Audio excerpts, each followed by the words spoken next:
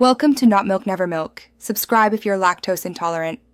You start by confirming your device supports live wallpapers and has the latest OS. This matters because older software may not animate. Open Settings or Wallpaper Gallery and pick the source, built-in gallery, a third-party app, or your own live photo or short video.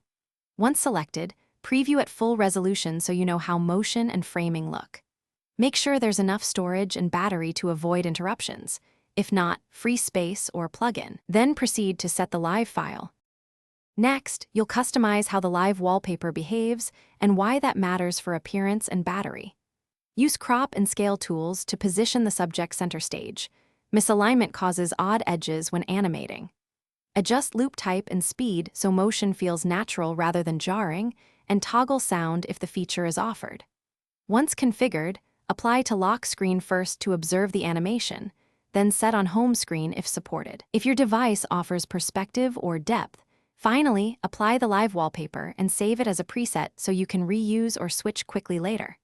After applying, give the device a few seconds to render. If animation doesn't show, restart the phone or force close the wallpaper app to reload resources. Make sure low power mode, focus modes, or reduce motion accessibility settings are not blocking live motion.